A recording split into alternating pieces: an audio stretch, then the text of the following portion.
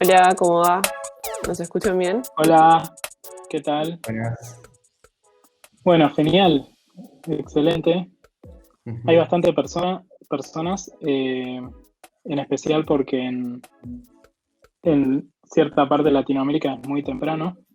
Mira, está En Salvador España Reynoso que no. habla en un ratito. Genial, bueno, excelente. Un montón de gente. Bueno, buenísimo, o sea, gracias por sumarse, por anotarse, por participar. Esto es una iniciativa que hicimos en nuestra compañía, que seguramente algunos la conocen, otros no, que se llama Vago. Es una compañía de diseño de productos digitales, eh, y bueno, y de innovación también. Y se nos ocurrió hacer esto un poco para bueno, tratar de difundir algunas ideas relacionadas al diseño, y un poco colaborar con la comunidad, que seguramente estamos todos en nuestras casas, por todo esto que está pasando. Entonces, es un, es un buen método para un poco combatir eso. Y sobre todo también porque se han cancelado todas las conferencias del mundo, o sea, al menos las que pensábamos ir. Y creemos que es el momento para estar online, ¿no? Y compartir, seguir haciendo nuestras vidas de alguna manera, pero online, y seguir compartiendo conocimiento y demás. Eh, José, no sé si querés decir algo. No, nada, gracias a todos por venir y bueno, hoy hay, ya saben, 4 charlas, les van a estar llegando los mails como recordatorio de cada una de las charlas, y si alguno no les llega o cualquier cosa nos pueden escribir al mail que es hi@bybardo.co. Y Y bueno, eso, también, ojalá. también bueno, seguirnos en Instagram sobre todo, que es bardo Sí, guión bajo digital. Ahí, por lo general respondemos preguntas o subimos información acerca de lo que realizamos, o de nuestra compañía, o sobre los speakers. Eh, y bueno, y después algo más técnico de las charlas es que, bueno, a la derecha tenemos un chat, y, eh, y bueno, ahí hay una sección de preguntas donde pueden anotar las preguntas que tengan para nuestro speaker de hoy. Y bueno, nada más, espero que lo disfruten, y comenzamos con nuestra primera charla de hoy. Eh, Bueno, bueno, no mucho más. arranco. Luis, te dejamos. adelante. Dale, dale. Arranco entonces temprano, este jueves a la mañana, con todos los valientes y madrugadores desde Argentina y bueno, con todos los que están. Ayer me contaba José que había gente de Latinoamérica, que había gente de España, y ahí en el chat estuve viendo que hay gente también, latinoamericanos por el mundo, en Alemania vi, en Ámsterdam, así que bueno, todos bienvenidos. Espero que disfruten de esta conversación, de este intercambio. ¿Sí? La verdad que me gustaría que si tienen alguna duda me interrumpan en cualquier momento, porque todo esto es información que espero que les sirva. ¿Sí? Les voy a contar una experiencia que hace poco tuvimos en un laburo, trabajando, donde justamente se trataba de ver de qué manera podíamos rápidamente escalar información cualitativa que nos parecía muy rica, y que en definitiva lo que termina pasando con los datos cualitativos es que uno termina desarrollando algún conocimiento muy acotado, y se pierde toda esta segunda parte de escalabilidad que para mí resulta crucial y es la que más me interesa transmitirles. Entonces, este es un caso de uso Es un caso, bueno, un caso de estudio, perdón. Es un caso que sucedió hace un par de años ya, y por algunas razones de confidencialidad no voy a poder contar todos los detalles, pero sí mi idea es mostrarles principalmente el procedimiento, de modo que puedan ustedes intentar reproducirlo en sus trabajos. Si tienen alguna duda, y avanzamos con eso, ¿sí? Bueno, entonces la conferencia se llama, o la conferencia, la charla, pero desde ya les digo que es un intercambio constante que me gustaría tener. Se llama Transformato de datos cualitativos para que sean escalables, ¿sí? Hola Mallorca, Karina. Bien, los datos escalables tienen como el objetivo de poder, cuando nos referimos a escalabilidad, nos referimos a un concepto que por ahí todos conocen, o la mayoría conoce, o no. Sí, vamos a estar grabando y después se va a poder compartir la grabación. Esos datos de alguna manera se pueden traspolar, pueden crecer a lo que sería no solamente una muestra inicial representativa que uno intenta obtener primero los datos cualitativos, sino a toda la población que es objeto de estudio, ¿no? En la que nosotros queremos obtener todos los usuarios que tienen una plataforma, por ejemplo, en un producto digital. Entonces, escalabilidad tiene que ver con eso, con poder proyectar el crecimiento, ¿sí? ¿Cómo podemos hacer que esos datos cualitativos nos permitan tener esa escalabilidad? Esa es la pregunta.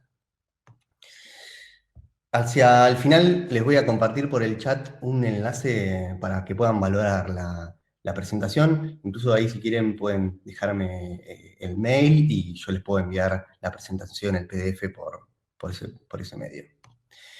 Bueno, más o menos el esquema de la presentación es el siguiente. Vamos a hablar primero de definir, vamos a hablar de recolectar, vamos a hablar de parametrizar, diseminar y cómo después podemos elaborar perfiles con dimensiones que vayamos creciendo. ¿Sí? ¿Hasta acá? ¿Todo bien? ¿Se entiende el índice? ¿Alguna duda? ¿Todos estamos donde queríamos estar? Bien, gracias. Todo perfecto, todo bien. Bien, avanzamos entonces. Bien, una pregunta que a mí siempre me gusta iniciar a veces las clases que tienen que ver con instrumentos es, ¿todas las variables de las personas se pueden medir? ¿Ustedes qué piensan? ¿Hay alguna variable psicológica o de la forma de ser que no se pueda medir? Tengo la misma duda, es muy molesto. ¿Qué cosa? A ver las notificaciones, si José o Juan me ayudan a silenciar eso, si se puede. Te ayudo. Es A ver, donde está la campanita, ¿ves? Arriba, al lado de acciones, ahí podés bien, mutearlas. listo, excelente, hecho. Bien, ¿todas las variables psicológicas se pueden medir? ¿Ustedes qué piensan? ¿Se puede o no se puede? Bueno, no voy a esperar las respuestas de todos, pero lo que sí se puede, sí les puedo decir, es una pregunta retórica y evidentemente sí se pueden medir, ¿sí? La clave está en entender o poder buscar cuál es el mejor instrumento para poder medir esas variables. Esto en general es así en muchos aspectos, ¿sí? Lo importante es decir o tratar de encontrar el mejor instrumento para poder hacer una medición. ¿Y por qué esto es importante? Fíjense este siguiente ejemplo, ¿no? Tenemos la línea A. A ver, ¿quién se anime a responderme cuánto mide de largo esta línea A? Como ayuda, les puse ahí una regla para que me puedan decir. 10 centímetros, ¿no? Todos estamos bastante de acuerdo, me parece. 10 centímetros. A ver, 10 centímetros, bien. No hay ninguna duda, yo creo que acá no va a haber, perfecto, una manera diferente de decirlo, 100 milímetros, perfecto, pero es una equivalencia, con lo cual ahí simplemente cambiamos la unidad de medida y estamos en lo mismo, muy bien, porque aparte hizo foco en el sistema que estaba utilizando la regla. ¿Y qué pasaría con esto? ¿Qué nivel de ansiedad tiene Jimena? ¿No? A juzgar por esta foto que nosotros, o esta imagen, este gráfico que vemos. No me refiero solamente a variables psicológicas, me refiero a cualquier tipo de variable. En este caso nos vamos a centrar en variables psicológicas para que puedan resultar más sencillas. De hecho, en el ejemplo, caso de uso que les voy a contar, no es necesariamente variables psicológicas, sino que son variables de comportamiento, ¿sí? Que también es importante tener en cuenta. Bueno, ¿qué creen acá, Jimena? ¿Qué nivel de ansiedad tiene? ¿Se animan a ponerle una valoración? Mira, ahí ya el autor va dudando. 8, 9, 10, 9, 8. ¿Se dan cuenta cómo, a pesar de que les puse además un instrumento de medida bastante claro, hay algunos que ni siquiera lo respetan?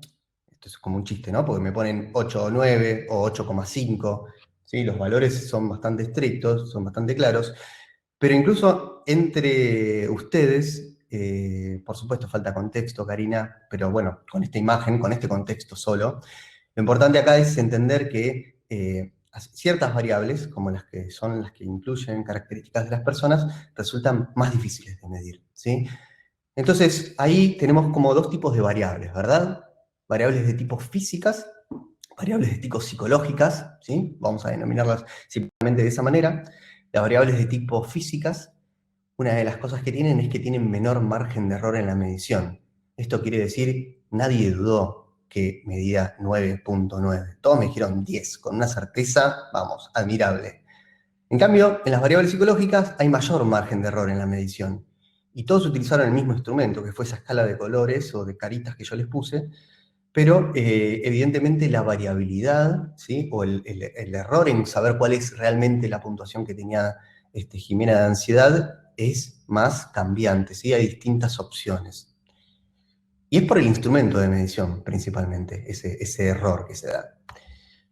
Otro tema interesante es que las mediciones físicas son más estables, es decir, si ahora yo les vuelvo a poner la diapositiva de la regla, de la línea, probablemente vuelvan a decir todos que tiene 10, ¿sí? No cambió nada. Pero en cambio, en la imagen de Jimena, probablemente alguno dude y no me diga la misma puntuación que dijo antes, ¿sí? Entonces hay cierta varianza porque las mediciones por ahí son más inestables. ¿Sí? No es fácil, a pesar de que utilicemos el mismo instrumento, volver a medir lo mismo.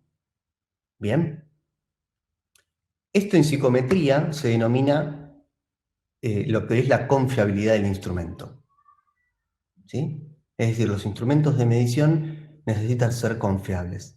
Nosotros tenemos que poder confiar en el instrumento. Por un tema de estabilidad y por un tema de que cuando Leonel, Nuria, Samuel o Alina o Sergio lo utilicen para medir, todos obtengan la misma puntuación. ¿Bien? ¿Alguna duda hasta acá? ¿Vamos bien? Bueno, entiendo que vamos bien. Perfecto. Entonces, dijimos que el primer paso es definir. Cuando hablamos de definir, básicamente tiene que ver con una otra propiedad psicométrica que tienen los instrumentos, que es la validez. ¿Sí? Nosotros tenemos que tener bien en claro qué cosa es aquello que queremos medir. Con lo cual, definir tiene que ver, por ejemplo, en respondernos qué es lo que queremos medir. En este caso, nosotros hablamos de lo que son los perfiles de los viajeros.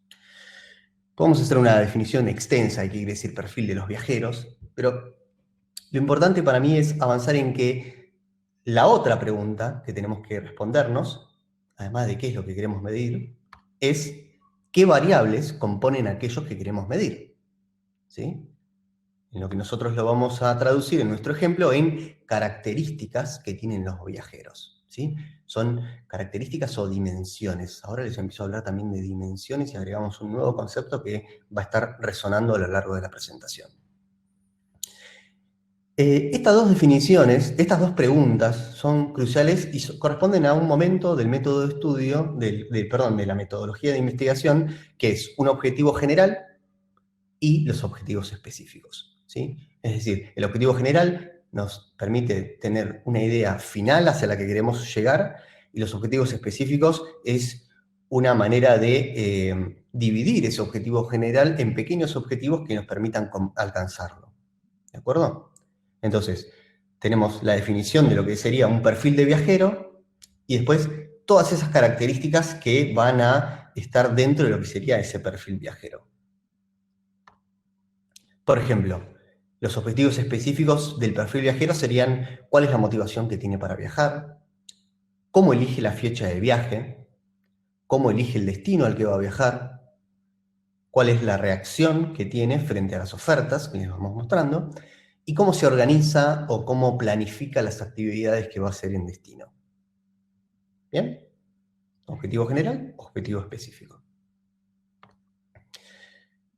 Con esta información es que nosotros inicialmente lo que hicimos fue elaborar ciertas preguntas que íbamos a utilizar para poder hacer las entrevistas con los usuarios. ¿Bien? ¿Alguna duda hasta acá? ¿Vamos bien? ¿Vamos mal? Pam, pam, pam. Bueno. Perfecto.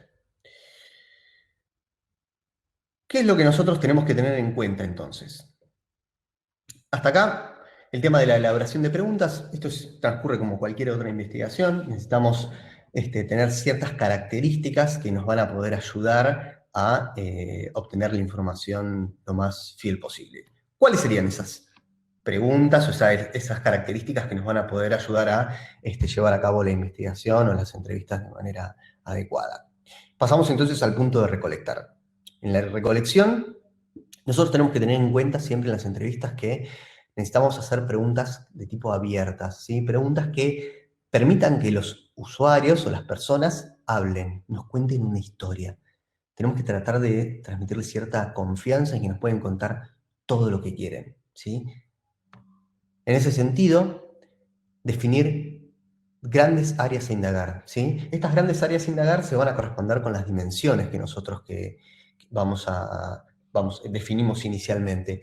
Es decir, nosotros cuando estemos en la entrevista no tenemos que tener preguntas cerradas sobre ciertos temas, sino que tenemos que tener preguntas abiertas sobre grandes áreas en las que queremos indagar. Podemos tener 3 o 4 preguntas sobre esas grandes áreas. En ese sentido, es importante esa elaboración y que esa elaboración se haga en equipo, con gente de producto, con gente de diseño, con gente de negocio. Escuchar, no incomodarse ante el silencio, no intervenir. ¿Sí? Durante las entrevistas es importante que toda la recolección que hagamos sea sin nosotros repreguntar cuestiones, salvo que haya algo muy puntual, pero en general es una muy buena práctica practicar el silencio, es decir, callarnos. Y que ese momento incómodo que suele ser, lo utilicemos como un motor para que la persona siga hablando, no para nosotros, frente a esa incomodidad, repreguntar alguna cuestión. Grabar las sesiones, muy importante, porque después nos van a poder permitir hacer un análisis muy más profundo sobre el contenido, sobre lo que dijeron, sobre el modo de comunicar las ideas que tienen los usuarios, mediante, obviamente, la transcripción de las mismas. Ahora bien, eso respecto de la recolección. Cuando hablamos de parametrización, ¿a qué nos referimos? La parametrización tiene que ver con un proceso en el que nosotros empezamos a organizar toda la información que obtuvimos durante las entrevistas. Una práctica bastante habitual es utilizar lo que se llama el Empathy Map, que entiendo que lo conocen. El Empathy Map es una estrategia que mediante distintos colores nosotros solemos identificar usuarios y utilizamos o ubicamos las frases de los diferentes usuarios en distintas áreas que tiene ese Empathy Map. Una vez que, en relación, ¿no?, a lo que siente, por ejemplo, lo que piensa, lo que dice, lo que hace, pero también hay otros Empathy Map que utilizan otros cuadrantes, otras estrategias, como puede ser, por ejemplo, actitudes y comportamientos, dolores, tareas, en sí. Hay distintas formas de organizar la información. Lo importante es empezar a organizar. Organizar para poder analizar cuál es el contenido que nosotros estamos teniendo. Una vez que analizamos ese contenido cualitativo, ¿sí?, todavía estamos en la parte cualitativa, un segundo momento es, claro, ir extrayendo, ¿no?, cada una de las frases para ir ubicándolas en ese Empathy Map. Las frases tienen que tratar de ser lo más textuales posibles de cada usuario. Y tenemos que tratar de ver cómo esas frases se pueden ir transformando en reactivos. Cuando hablamos de reactivos nos referimos a los ítems o las preguntas que va a tener esa ese cuestionario que después vamos a mandar de manera online para poder realizar la escalabilidad de los datos cualitativos. ¿Sí? Entonces, nosotros hasta acá hemos hecho una entrevista, hemos empezado a analizar las frases que tiene esa entrevista, de acuerdo a cada una de las dimensiones que nosotros definimos inicialmente, y dentro de, por ejemplo, ese empathy map que les estaba comentando. Una vez que nosotros tenemos seleccionadas las frases por las dimensiones que nosotros queremos utilizar, tenemos que empezar con lo que sería el depurado de esas frases. El depurado de esas frases entra un rol bastante importante que en las empresas se suele utilizar, que es el UX content, ¿sí? Una persona que tal vez es un periodista, tal vez es una persona relacionada con letras, que tiene bastante conocimiento sobre cómo hacer una muy buena redacción de esas frases, de los contenidos, ¿sí? Cómo podemos nosotros transmitirle una manera particular a los usuarios a la hora de leer ciertas frases o cierto contenido. Depurar las frases implica, por ejemplo, eliminar aquellos reactivos o aquellos ítems que nosotros consideramos que son similares, es decir, que van a tener una valoración, que apuntan hacia la misma dirección, ¿sí? No vale la pena tener frases iguales. También implica hacer una redacción, eliminar aquellos que tienen una redacción insatisfactoria, tal vez que utilicen algún contenido muy regionalizado y que no podamos nosotros extrapolar a otras áreas, a otras regiones de Latinoamérica, por ejemplo, o del mundo. Y eliminar aquellas frases que tienen escaso valor predictivo. Eso quiere decir aquellas frases que cuando una persona las lee generan cierta ambivalencia y no podemos distinguir realmente si esa frase corresponde a una dimensión o a otra. ¿Sí? Ahora vamos a ver un ejercicio práctico de esto, de parte de depuración, para que quede un poco más claro. El punto 4 es selección y polarización de las frases por consenso. ¿Sí? Y ahora viene el ejercicio que les quiero invitar a hacer. Este apartado de la parametrización es bastante específico y es bastante técnico. Traté de hacerlo lo más claro posible, pero si queda alguna duda sobre esto, lo podemos, si quieren, retomar en el momento de las preguntas. Bien, entonces quiero que la audiencia, tenemos 83 personas en línea, así que vamos a ver cómo lo organizamos, pero básicamente es el siguiente ejercicio. Les voy a poner ejemplos de frases, ¿sí? Y les voy a contar de qué se trató esto que nosotros hicimos. A ciertos especialistas del área, ¿sí? De la empresa en la que estábamos trabajando, les pedimos que hicieran una valoración de las frases en función de si una persona que lee la frase estuviese totalmente de acuerdo con la misma, en qué polo de la dimensión motivación estaría, ¿sí? ¿En el polo del conocer o en el polo del irse? ¿Sí? Acuérdense que estábamos hablando a las dimensiones, ¿cómo las clasificaste? Las dimensiones fueron inicialmente aspectos, características que utilizamos para definir lo que sería el perfil del viajero, ¿sí? Esas definiciones de las dimensiones las pensamos con la gente de producto, con la gente de negocio, con diseñadores, para poder obtener información que nos ayudara después a llevar a cabo accionables en la empresa. Entonces, la tarea consistía en esto, ¿sí? Si una persona está totalmente de acuerdo con la frase, ¿en qué polo de la dimensión la ubicarías? ¿Sí? La dimensión en este caso es motivación, y un polo sería conocer y el otro polo sería irse. Y la columna del medio la dejábamos libre por si alguien no tenía idea de dónde ubicarla. ¿Sí? Entonces, el ejercicio es el siguiente. Para esta frase, ¿ustedes dónde la ubicarían? El primera, por ejemplo, la frase primera. Viajo para salir de la rutina. Alguien que está totalmente de acuerdo con esa frase. ¿Lo ubicarían del lado de conocer o del lado del irse? Tenemos el conocer, Verónica, irse, Juan, irse, irse, irse, irse. Bien. Vamos con la segunda frase. Ya veo que hay bastante consenso. irse, la mayoría dice irse. Cuando viajo, busco aprender cosas nuevas. Esta persona, lo que queremos del lado del conocer. Hay bastante consenso con el conocer. Cuando estoy muy estresado, me hago un viajecito. Irse. Bueno, por suerte, vamos repitiendo la dinámica, hay consenso. En el estudio que nosotros hicimos, el 100% de las personas estuvo de acuerdo con ustedes, con esto que estamos viendo recién.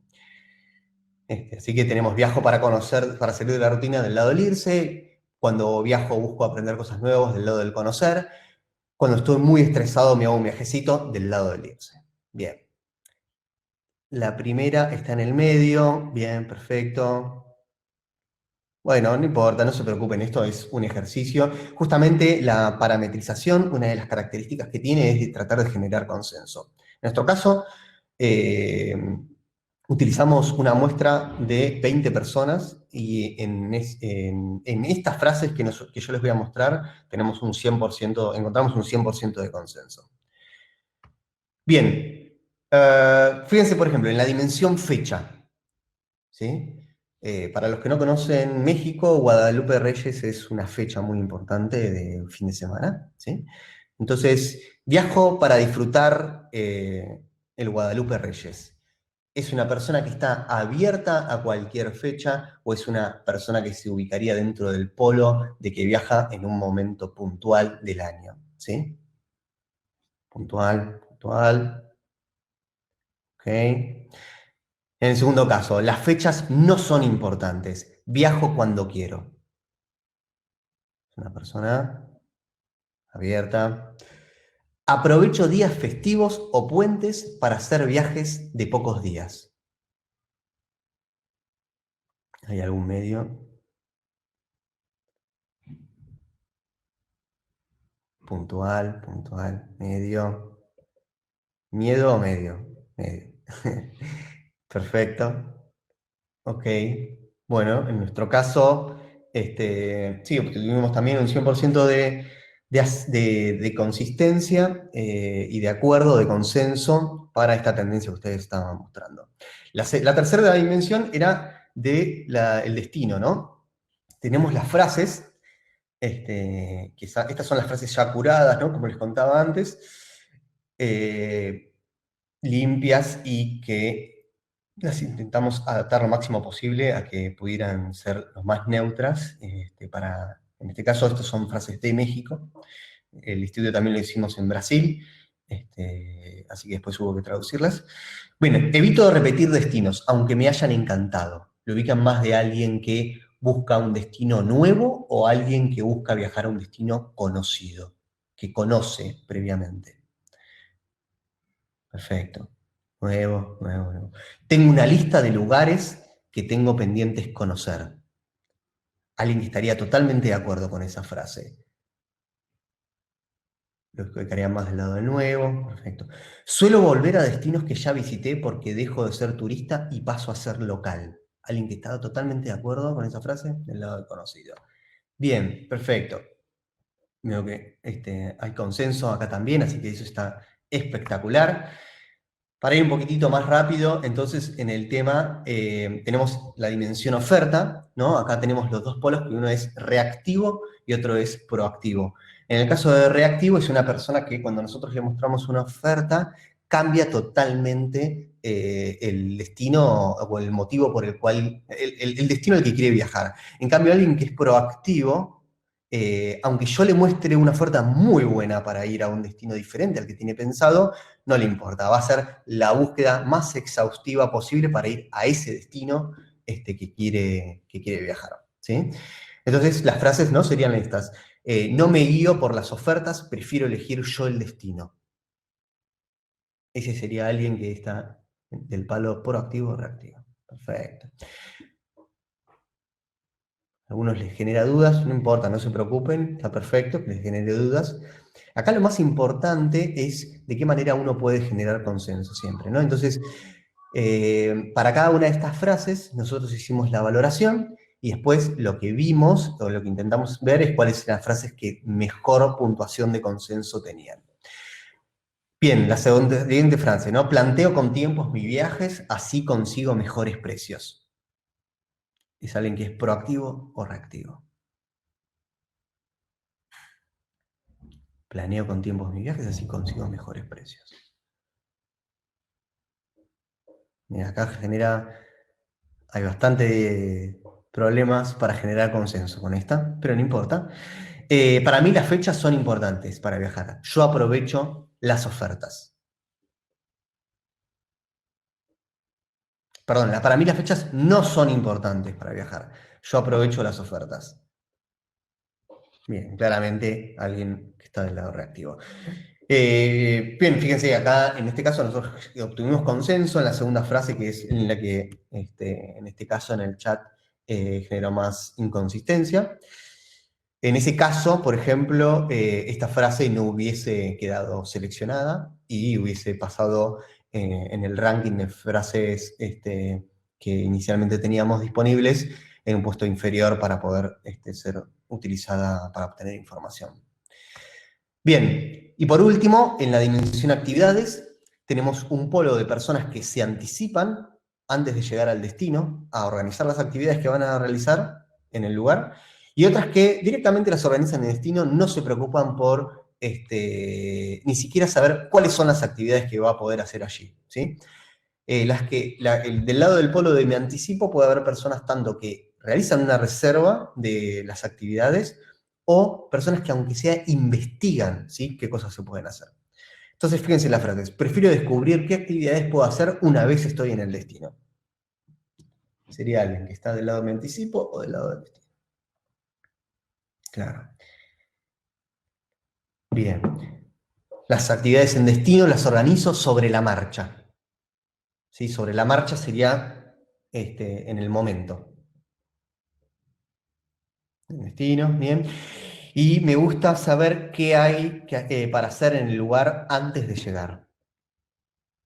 Me anticipo. Bien, perfecto. Acá no obtuvimos ningún problema en lo que sería la valoración de las frases. Bien, nosotros, para contarles, partimos de un banco de 1000 frases, ¿sí? Es decir, 1000 reactivos que queríamos evaluar. Entonces, requirió un trabajo bastante exigente para las personas que estaban haciendo la valoración de las frases.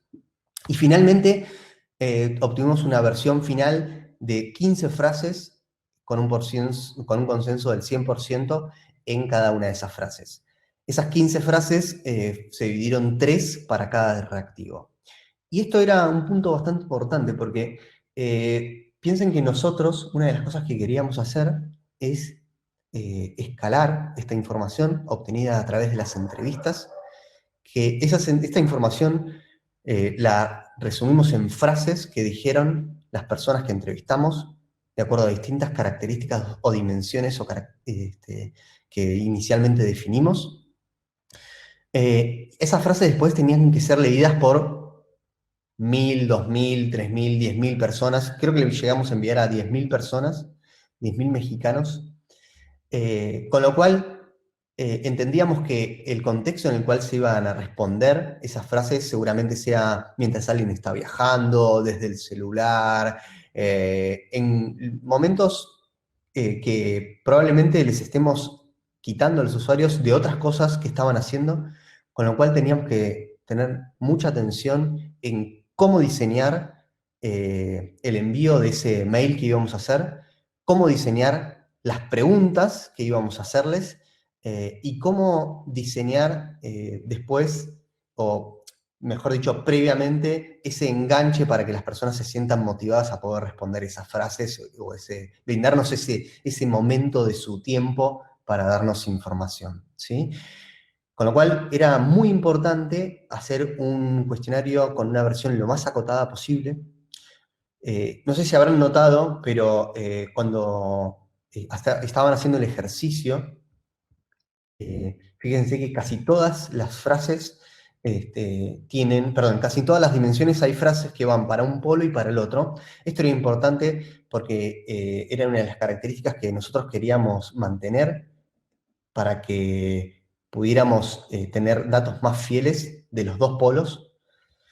Con lo cual teníamos que tener 15 frases que pudieran alimentar a cualquiera de los dos polos de cada una de las dimensiones, que sean fáciles de leer, que sean frases que realmente nos dieran información, esto que les decía antes, de que sean frases que nos permitieran diferenciar entre unos usuarios y otros. Por eso era muy importante lo del consenso. Entonces así es como quedaron las dimensiones finalmente polarizadas. Tenemos la motivación, el área de motivación con el polo del conocer, del irse, la elección de fecha abierta y puntual, la elección del destino con nuevo conocido, la reacción frente a ofertas, qué bueno que te esté pareciendo interesante, Verónica, me alegra un montón. La reacción frente a ofertas como reactivo proactivo, la planificación de las actividades, ¿sí? Como me anticipo o las hago en destino.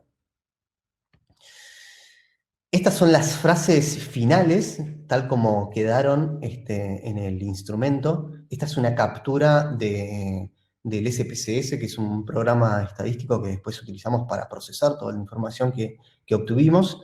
En la primera columna ustedes pueden ver todas las dimensiones, ¿sí? Y acá podemos ver todas las...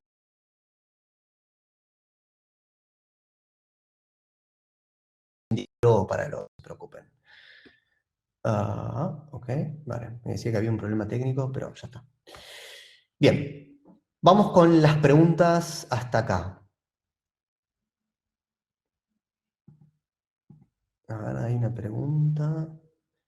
Nos resultan muchas veces obviedades las respuestas. ¿Es realmente un aporte de valor desde el usuario preguntar sabiendo que es la posibilidad de que haya? No resultan muchas veces obviedades las preguntas. ¿Es realmente un aporte de valor el usuario preguntas? Puede ser. El tema es que el usuario acá no sabía cuáles eran los polos en los cuales nosotros estábamos clasificando la información, ¿sí? Con lo cual, no nos importa la obviedad de la frase. Nosotros tratábamos de darle un contexto al usuario para que tratara de ser lo más fiel posible en la respuesta que nos daba, ¿sí? ¿Podría decirse que este ejercicio con las dimensiones tiene relación con un Affinity Map? Sí, podría decirse que sí. Habría que ver cómo hacer esa extrapolación con el Affinity Map. No estoy... por supuesto tiene relación con el Affinity Map que nosotros hicimos, perdón, con el Empathy Map que nosotros hicimos. Hay que ver en qué sentido vos lo estás preguntando, Lisette. Y Alfredo pregunta, con 20 personas, ¿hay significancia estadística? Ten en cuenta que nosotros estábamos simplemente haciendo una valoración del consenso de las frases, ¿sí? En psicometría, usualmente, la valoración de expertos, que es para llegar a este consenso que nosotros le estábamos contando, las hicimos simplemente, se hacen simplemente con 5 sujetos, usualmente. La literatura habla de 5 sujetos para poder utilizar como expertos para llegar a este consenso. Eso no quiere decir que la significancia estadística no tenga importancia, pero cobra especial importancia cuando nosotros después hacemos los análisis estadísticos de los datos que obtenemos con la población en general. Verónica dice, ¿cómo trasladarías una investigación así en un tipo de empresa B2B? Bueno, gran pregunta. No puedo, me parece, responderla ahora mismo fácilmente, pero yo creo que sí es trasladable. Habría que ver cuál sería el objetivo, ¿no? De la investigación, qué es lo que nosotros queremos descubrir, cuál es la pregunta que tenemos para poder responder con esa información que vayamos a obtener. ¿Cuánto tiempo llevó una investigación de este tipo? Nos llevó aproximadamente 3 meses. Este ejemplo de dimensiones y 15 sentencias, sí. Te ayuda a clasificar en cuántos perfiles. Más de 2, se tienen 4 perfiles, por ejemplo, ¿cuántas sentencias se trabajan? Bien, ahora voy a responder esa pregunta, Gabriela, con lo que sigue en la presentación. Hola Luis, esto no es una pregunta, jaja. Ok, Salvador. El contenido de este webinar tiene 100% relación con el siguiente, casi como si fuera a propósito. Bueno, casualidad o no, me alegro que sea así que es muy interesante para que todos sigan enganchados. El equipo involucrado en este estudio, ¿era quali quanti o mixto? Era mixto, había gente de contenido, había diseñadores, había desarrolladores, había researchers y había coordinadores también del área de UX. Bien. Esas son todas las preguntas, así que si les parece, vamos a pasar a la última parte de la presentación que tiene que ver con... por ahora todo claro. ¿Cuánto tiempo llevó la investigación? Bien, eso ya la respondí. ¿Podrías mostrar de nuevo las dimensiones? Claro. Las dimensiones. Sí, tienen preguntas, escríbanlas en las pestañas de preguntas. Gracias, Juan. Creo que entonces ya las respondí todas. Ya que es complicado, es algo que me enfrento ahora mismo, tenía curiosidad. Verónica, cuando quieras, si querés, hablamos más sobre el tema para poder avanzar sobre alguna duda que haya. Y Victoria tiene una pregunta que es, el objetivo era definir perfiles. El objetivo era conocer a los viajeros, exactamente. Definir un perfil de viajero, tener una caracterización sobre los viajeros, una caracterización que sea dinámica, y ahora les voy a contar por qué, que se pudiera actualizar, y por otro lado, una caracterización que pudiéramos hacer tantos análisis individuales como análisis generales, ¿sí? Esa es otra riqueza que para mí tiene esta forma de trabajar con la evaluación de usuarios. Bien. Llegamos a un segundo paso que para mí no es para nada menor, es súper importante, hay que darle un foco muy relevante, que tiene que ver con toda la última parte que le estabas diciendo de por qué era importante llegar a solamente 15 reactivos. Uno me preguntaba sobre la significancia estadística de esas 20 personas que nos daban el consenso, pero acá lo importante también es entender que los 15 reactivos no son para nada pocos, o sea, son bastantes, es importante. Es importante que esos reactivos sean muy buenos, por eso hicimos el consenso, y por otro lado es importante que esos reactivos no cansen a los usuarios cuando los van a responder, porque si no, no vamos a obtener respuestas fieles o no vamos a obtener toda la cantidad de respuestas que nosotros deseamos. Bien, entonces para la diseminación de esta información, ¿qué es lo que tuvimos que tener en cuenta? Bueno, primero hacer una definición de cuáles son las variables demográficas que nosotros queremos tener en cuenta para poder después segmentar toda la información que vamos a obtener. Las típicas, edad, zona geográfica, nivel de ingresos, etc. Después, para la elaboración del cuestionario final, también Contenido tuvo una gran intervención que fue esto de lo que se llama generar una grieta para captar el interés, ¿no? Una grieta es simplemente un tema que nosotros vamos a utilizar como ancla para poder generar esa duda en los usuarios de cuando les llega el mail, leen el asunto y dicen, che, qué interesante, voy a ver qué es lo que me están enviando. Porque la mayoría de las veces, si no, los usuarios descartan los mails, ¿sí?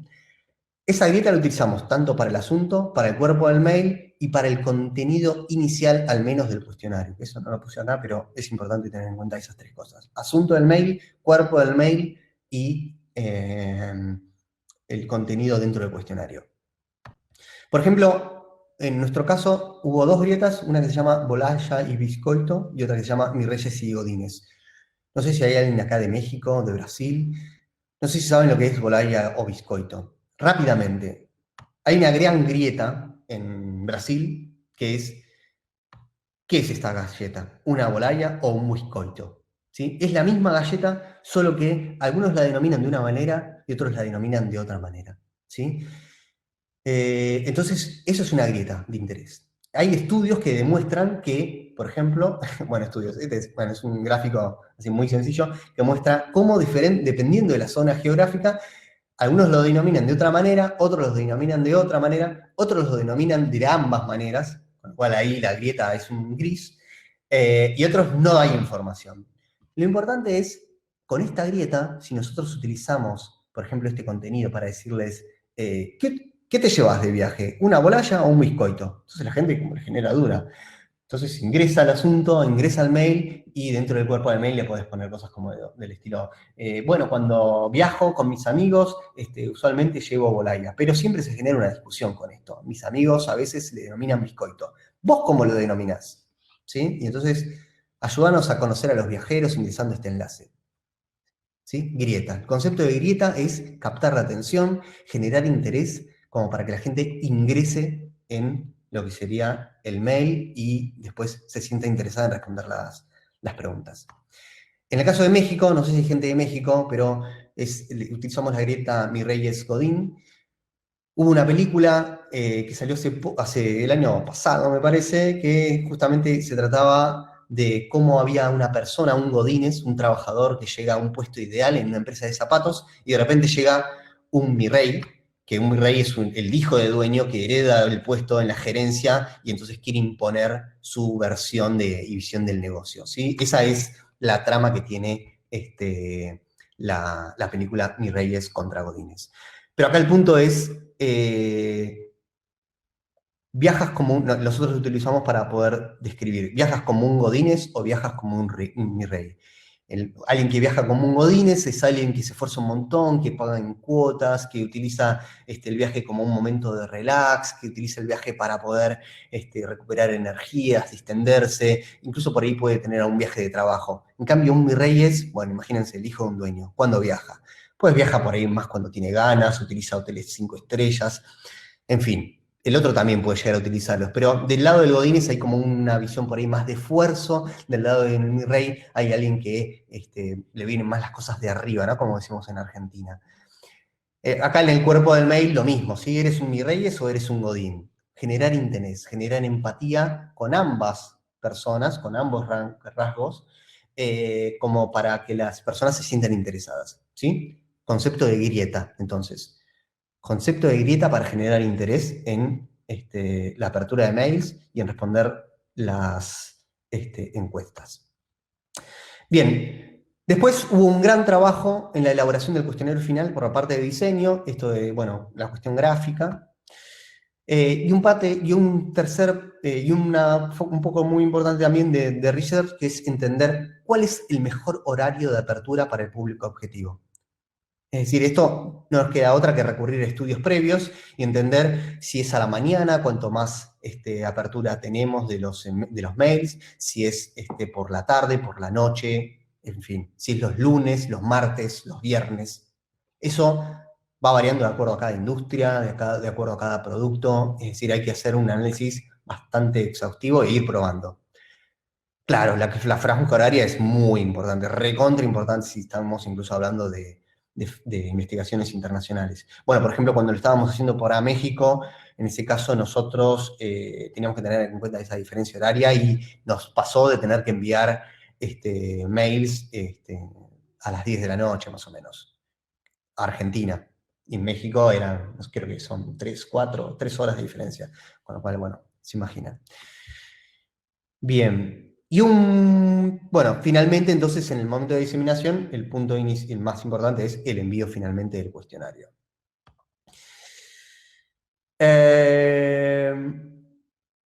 Bien, ¿cómo podemos entonces nosotros elaborar perfiles con las dimensiones? Lo primero, ayer hablando con José, un poco hablamos de personas, perfiles, y no quiero que se confunda, ¿sí? Cuando nosotros hablamos de perfiles, no estamos hablando de lo que es user persona o persona, como es conocido, ¿sí? Un poco para diferenciar, un perfil es una persona real o varias, ¿sí? Que se aglomeran en un solo perfil, o puede ser una persona sola que puedo comparar con un perfil general, ¿sí? En cambio, la persona no son personas reales, es una persona ficticia que creo, una persona nueva. Los perfiles están construidos en base a datos cuantitativos principalmente, aunque, como les mostré en toda esta presentación, partimos de datos cualitativos. Y eso es lo rico que tiene este método de trabajo para la elaboración de perfiles, ¿sí? Partimos de datos cualitativos, pero finalmente elaboramos el perfil con datos cuantitativos que obtenemos de las respuestas que nos dan los usuarios. En cambio, el user persona tiene datos cuantitativos como cualitativos. Además, el perfil es producto de una investigación previa en persona también es producto de una investigación previa, eso es algo que tienen en común. El perfil puede formar parte de la información que se utiliza para construir una persona. En cambio, una persona está construida en base a muchas fuentes de investigación, ¿sí? Desde entrevistas, pruebas de usabilidad, datos cuantitativos, soporte, comentarios, etc.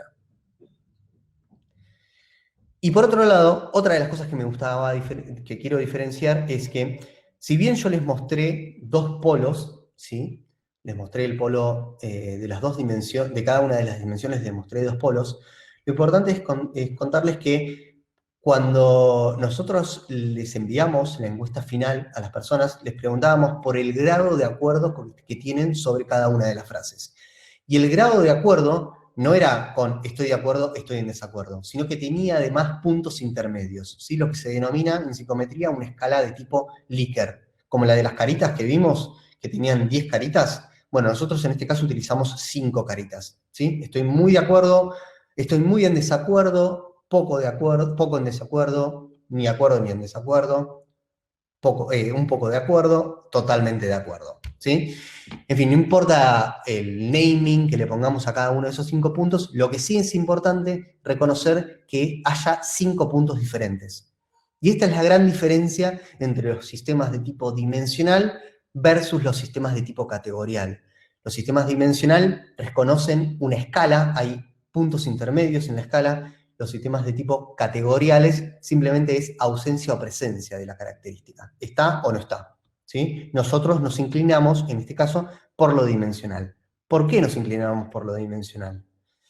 Bueno, básicamente, para que vean esta diferencia, ¿no? En este gráfico tenemos lo categorial como, en el caso de la psicología, síntomas aislados que se reconocen para poder indicar la presencia de un problema, por ejemplo, de ansiedad, ¿sí? El síntoma puede ser transpiración, temblores, miedo a salir, pensamientos negativos, ¿sí? Todos esos son síntomas aislados que están o no están presentes para conformar lo que sería un diagnóstico. En cambio, en los sistemas dimensionales aparecen lo que son las redes, ¿sí? Y los grises, los puntos intermedios. ¿Cuáles son las grandes diferencias entonces entre lo categorial y lo dimensional? En lo categorial, por supuesto, facilita la comunicación entre los colegas, es decir, nos permite comunicarnos fácilmente con decir esta característica está presente o no está presente. Responde mejor a las exigencias de organizar las cosas. Hay un caos y si está o no está presente es mucho más fácil para poder organizarlo, cuando hablamos de sistemas de está presente o no está presente. De todos modos, empieza a aparecer sesgos y crea creencias erróneas porque simplifica información. Impone una estructura, algo que inicialmente no parece tenerlo, y corre el riesgo de ser restrictivo a la hora de homogeneizar a las personas. Es decir, pone adentro de la misma bolsa a personas que por ahí no son tan parecidas, pero las pone igual dentro de la misma bolsa. Lo dimensional, en cambio, combina características de las personas, diferentes características. Todas estas dimensiones que hablamos son distintas características de las personas. Facilita la identificación de casos raros o atípicos, porque como les conté, podemos hacer un análisis particular y general de los usuarios y podemos compararlos. Piensa las características como un continuo, esto que les decía que hay un gradiente en el medio, a distintos puntos, no va de sí o no, sino que va de totalmente de acuerdo a totalmente en desacuerdo y puntos intermedios. Necesita de muchas dimensiones para representar un perfil complejo, y acá empieza una de las características negativas, que la información que nos arroja no es más sencilla de analizar, pero sí refleja una mejor realidad. Y genera esquemas más complejos, entonces pocos didácticos de entender. ¿Bien? Para la elaboración de perfiles, entonces, nosotros preferimos el sistema dimensional. Como les conté, debemos partir de variables de tipo demográficas de interés, como son los niveles de ingresos, de edad, zona geográfica, pero también podemos partir de variables que previamente definamos, que pueden ser circunstanciales, es decir, desde dónde viaja, el motivo por el que viaja, hacia dónde viaja, ¿sí? Nosotros podemos, con qué grupo genérico familiar viaja, en qué momento del año viaja, son todas variables que podemos definir previamente, que necesitamos recolectar, porque si no, no podemos hacer los análisis, pero que no nos quedemos simplemente con que podemos hacer los análisis con variables demográficas de las personas, ¿sí? En los productos digitales es importante jugarse a poder definir más bien variables de tipo circunstanciales que demográficas, porque es donde vamos a encontrar mayor riqueza en los resultados que obtengamos. Y ahora algunos ejemplos de cuáles serían los perfiles posibles. Por ejemplo, este es un gráfico de Araña, donde nos muestran características de usuarios de Estados Unidos, Rusia y China. Esto no es con el estudio relacionado con el perfil viajero, ¿sí? Esa es una de las cosas que les había dicho al principio, que por razones de confidencialidad no se los puedo mostrar, pero sí les puedo mostrar estos gráficos que son bastante ilustrativos de cómo podría estar conformado un perfil. Cada una de estas características, por ejemplo, densidad, área, población, son las distintas dimensiones. Cuanto más lejos estoy del centro, sería un polo de la dimensión, y cuanto más cerca estoy del centro, sería otro polo de la dimensión. Y cada uno de los colores puede representar o distintas personas que estoy comparando, o una persona comparada con otra, con el resto de la población, o con dos poblaciones diferentes. No sé, a Josefina, no, o Jimena, vamos a decir, que era el ejemplo que estábamos diciendo de ansiedad, Jimena la viajera con bueno, toda la población del norte de México versus la población del sur de México. Y ella es del centro, y entonces queremos ver cómo se comporta, ¿sí? Otra forma de utilizar los gráficos sería que es otro ejemplo. En este caso, es interesante, hay una transformación que se hace de los resultados, pero lo importante acá es, nuevamente tenemos cada una de las columnas, son las dimensiones, hacia arriba o hacia abajo reconocemos los polos de las dimensiones, y lo interesante de este gráfico es que además nos permite, ven esta línea, esta zona sombreada que tenemos en el medio, nos permite acá reconocer lo que serían los promedios de las puntuaciones para cada una de las dimensiones, ¿sí? Este gráfico es muy bueno para reconocer los polos, los casos atípicos, los casos raros que les decía antes. Nosotros acá, en esta franja, podemos decir si está la población, el promedio de la población, y si alguien está por debajo o por arriba, es alguien que está para un lado del polo o para el otro, de manera estadísticamente significativa, para esta pregunta que me estaban haciendo antes sobre la estadística, sobre los datos estadísticos. Acá, nuevamente, es otra forma de graficar, muy parecido a la anterior, pero que nos permite nuevamente hacer una comparación con la población en general, con esta franja sombreada acá al medio, pero también nos permite hacer una comparación entre cada una de las dimensiones, si se puede hacer esa comparación. En el caso del perfil viajero, por ahí no tenía mucha relevancia hacer una comparación, habría que ver si en otro caso sí aplicaría. Bien. Bueno. Siendo las 9:01, no me quería pasar. Es muy compleja esta parte. Yo sé que tal vez requiere de hacer un doble clic en cada una de estas cosas. Necesito un café, yo también necesito un café ahora. Me voy a hacer el segundo del día para empezar. Pero bueno, realmente espero que les haya sido nutritivo, importante, relevante toda esta información. Acá les comparto entonces un enlace que les decía al principio para poder, si quieren hacer la valoración de esta presentación, pueden ahí también dejarme sus datos, si quieren que les mande la presentación por PDF, y tienen además mis datos de contacto por si, bueno, hay alguna pregunta adicional y les gustaría, en definitiva, profundizar sobre algún tema o sacar alguna duda que haya quedado pendiente.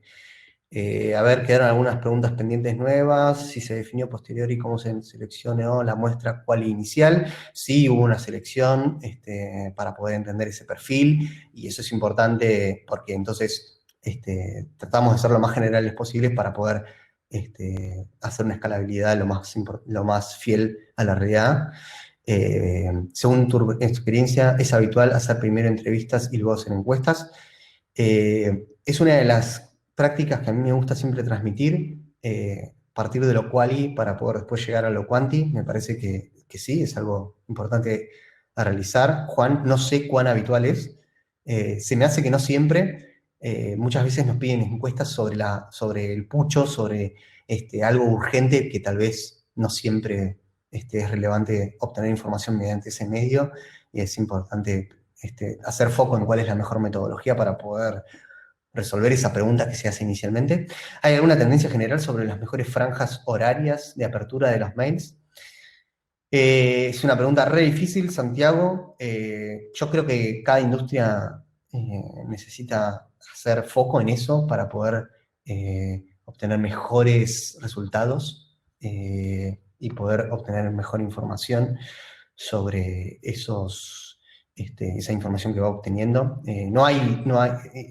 Sobre todo esto tiene que mucho, prestarle atención a la franja horaria tiene que ver con economizar el desgaste que implica crear una encuesta, economizar el tiempo que les vamos a robar a los usuarios, porque para mí una encuesta generalmente es como una bala que uno utiliza, perdón la metáfora pero bélica, pero es como un disparo que uno utiliza y después no puede volver a utilizar.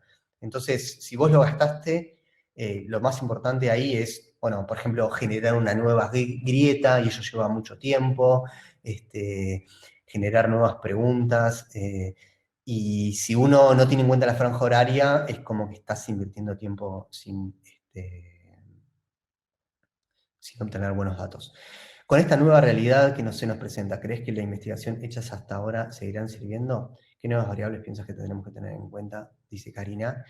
Creo que con esta nueva situación, sin duda, es importante hacer nuevas investigaciones. De hecho, a mí me está pasando en el trabajo actual que, bueno, que justamente estamos evaluando si no tenemos que volver a hacer una investigación que estamos llevando a cabo, porque evidentemente el contexto es diferente para todos, y aunque se solucione hoy, supongamos, no es que ya mañana vamos a poder disponer de nuestra vida tal cual como la teníamos hace 15 o un mes atrás.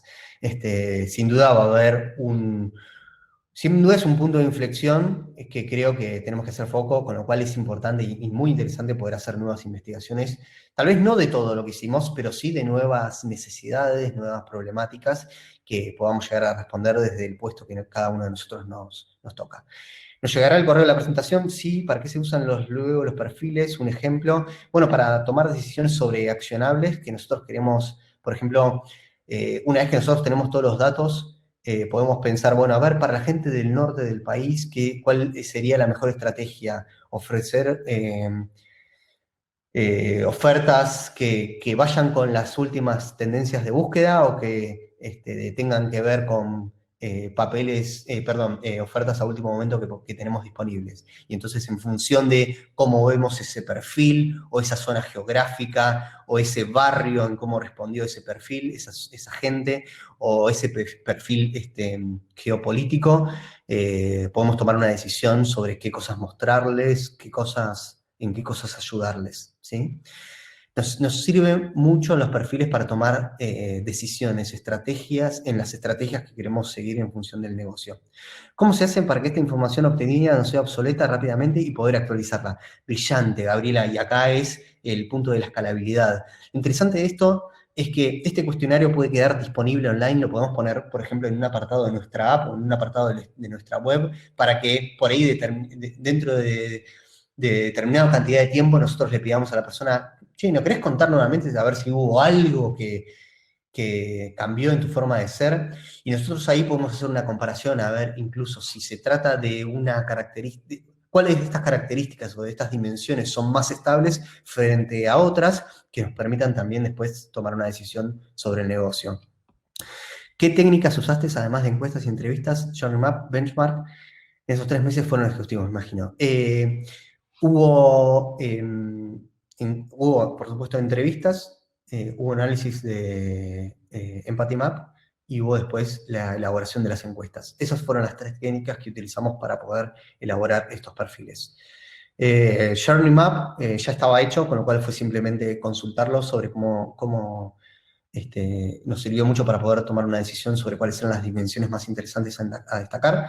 Y Benchmark no utilizamos en este caso. Bueno, entonces creo que nada más. Muchas gracias a todos por vuestra atención. 76 personas, no lo puedo creer. Impresionante todo este tiempo que han estado acá disponibles. Espero que les haya sido nutritivo, que en definitiva puedan aprovecharlo y quedo disponibles en las redes por si tienen alguna duda. Y por supuesto, muchas gracias a Bardo por esta invitación, a Juan y a José por la buena onda. Gracias a vos. Acá seguimos. Acá seguimos, que vayan muy bien, chicos. Éxitos en esta cuarentena. Igualmente. Que obtengamos, esperemos pronto una solución para todos. Esperemos. Bueno, muchas gracias. Seguimos a las 11. A las 11 de Argentina está la charla de Salvador Reynoso. Así que bueno, nos vemos ahí. Gracias, Luis.